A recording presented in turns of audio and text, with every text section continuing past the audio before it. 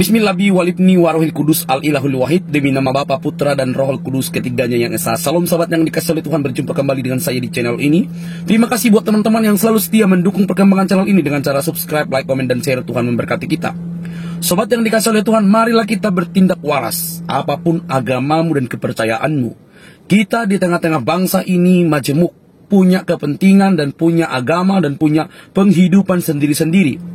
Kita hidup berdampingan. Maka kalau Anda begitu sombong, apa-apa langsung main diskriminatif orang lain, maka Anda dapat dipastikan harusnya Anda lah yang pindah dari negeri ini. Kali ini kita akan melihat teman-teman, karena begitu viralnya keadaan yang berlangsung di luar negeri atau antara Israel Palestina, maka ada banyak orang yang nota berikan pencerahan untuk kalangan mereka. Bagaimana kisahnya, bagaimana ceritanya? Jangan skip supaya teman-teman mendapatkan informasi dan menjadi cerdas. Tidak perlu kepanasan. Ini dia videonya.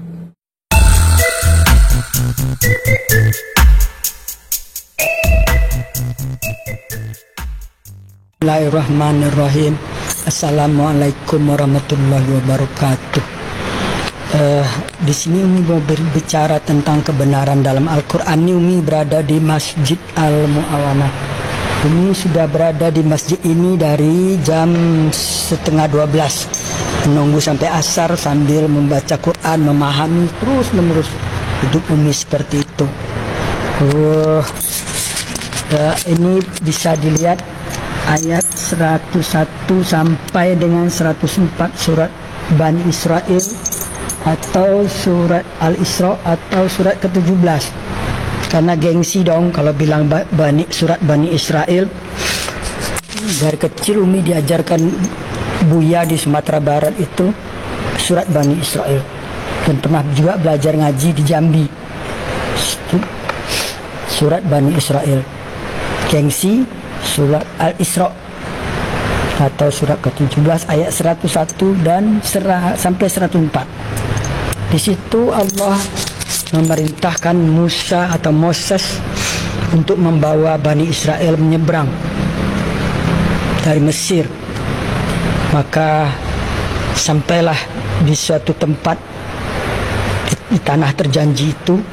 Di situ Allah berfirman di ayat 104-nya. Allah berkata bahwa disinilah negerimu, disinilah kamu tinggal sampai kamu dibangkitkan nanti kembali di tempat yang berbeda-beda. Maksudnya mungkin karena perkawinan atau karena merantau atau karena datang ke Indonesia atau ke Amerika gitu. Nah, Umi cari ayat-ayat tentang Palestina, tentang Palestina nggak ada, udah bertahun-tahun, puluhan tahun. Mau bertanya kemana? Karena perserikatan benci Yahudi itu sudah diajarkan sejak orang Islam itu masih kecil. Jadi tidak ada di Quran ini ayat tentang kebencian, tapi orang yang membenci punah emang ada. Inna syani akawal abtar. Oleh karena itu, jangan pernah berharap bahwa Israel itu akan kalah. Ingat tanggal 7 Oktober dia diserang tanpa sebab dan sampai korban 1.400 orang. Umi kira bangsa manapun, orang manapun, kalau diperlakukan seperti itu oleh Hamas itu adalah organisasi di dalam tubuh Palestina itu sendiri, organisasi garis keras, organisasi teroris kalau boleh dikatakan, dan tak segan-segan membantai kaumnya sendiri juga sesama Islam. Sudah banyak bukti.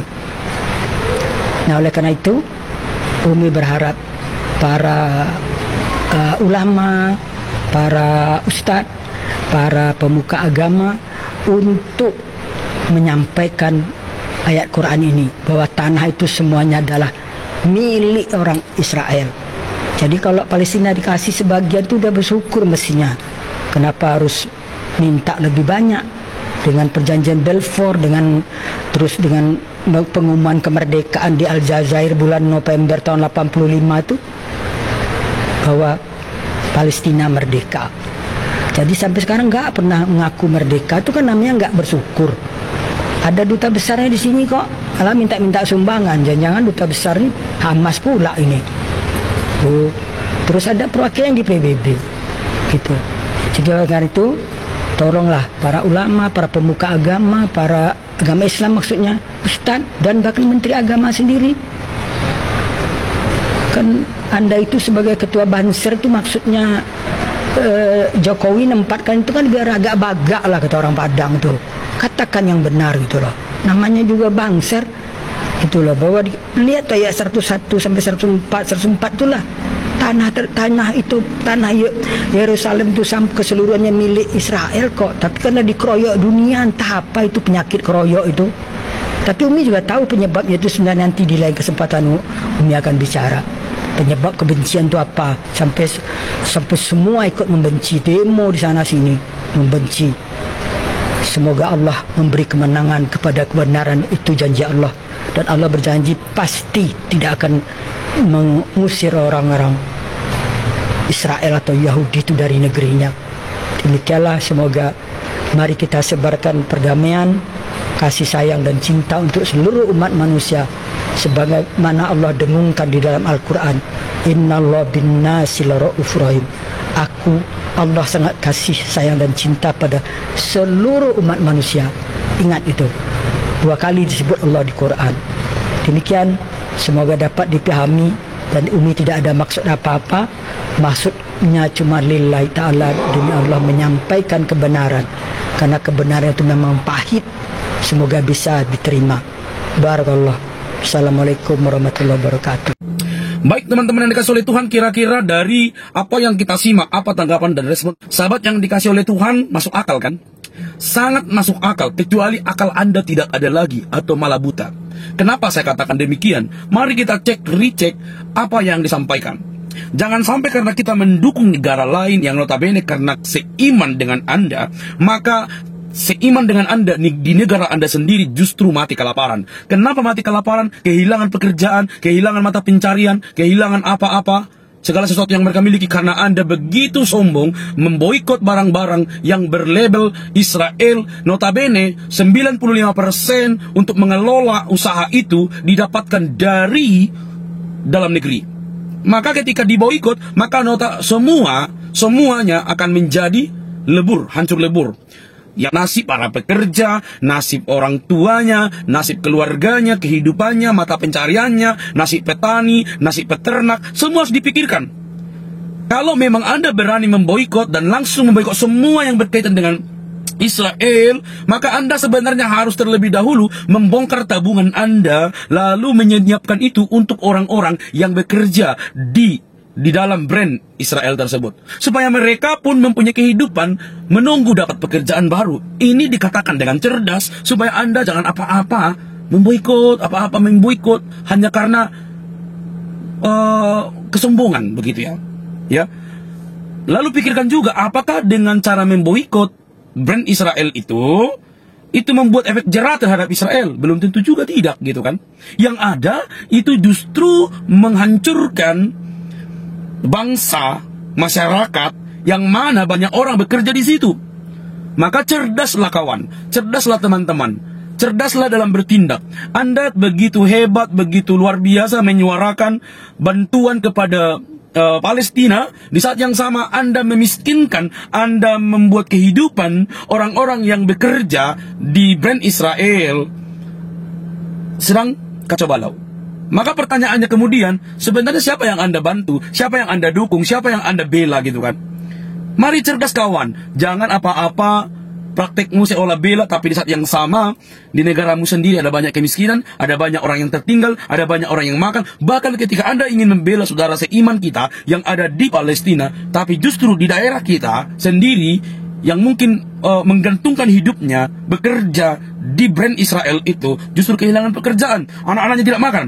Terkecuali Anda sudah berani memberi mereka makan selama mereka tidak bekerja, selama mereka belum mendapat pekerjaan, Anda beri makan dari tabungan Anda. Tapi kalau Anda tidak berani, mending berpikir cerdas dan berpikir ulang. Sahabat yang dikasih oleh Tuhan, saya tidak ada keberatan apapun. Silakan boikot, silakan ini, tapi pikirkan nasib orang lain. Jangan karena kita sombong, jangan karena kita arogan, jangan kita ponga, kita akhirnya apa? apa-apa boykot, apa-apa kutuk, apa-apa begini. Tapi di saat yang sama orang yang bekerja di sana kita abaikan. Di negara kita ini banyak kemiskinan, banyak orang yang susah. Maka kita perhatikan sebagai saudara kemanusiaan. Saya setuju, kita harus membela kemanusiaan. Baik di Israel, baik di Palestina. Karena yang di apa namanya itu ya, dilawan itu adalah Hamas. Tentu teman-teman kita sepakat bahwa kemanusiaan dibela. Tapi kemanusiaan di dalam negeri kita jauh lebih penting dibandingkan negara lain. Jangan karena kita seagama, kita seiman dengan negara lain, kita akhirnya membuang yang seiman, yang seagama, yang sebangsa, yang sedarah di tanah air. Itu namanya kurang cerdas. Nggak usah kepanasan teman-teman. Saya hanya ingin memberikan sebuah pendapat, opini atau argumen kepada orang-orang yang nyata-nyata begitu hebat menyuarakan boykot di saat yang sama mereka sedang menghancurkan pekerjaan orang lain. Mari cerdas. Semoga perdamaian yang ada saat ini antara Israel, Palestina dan titik tanda kutip Hamas itu boleh terjadi. Kalau tidak, maka akan ada banyak hal yang dirugikan. Jadilah cerdas, jadilah bijak. Mari kita rajuk perdamaian dalam perbedaan. Semoga damai Kristus selalu menyertai kita. Salam dari saya. Jangan lupa untuk mendukung dengan cara subscribe, like, komen, dan share. Sampai ketemu di video selanjutnya. Bye-bye.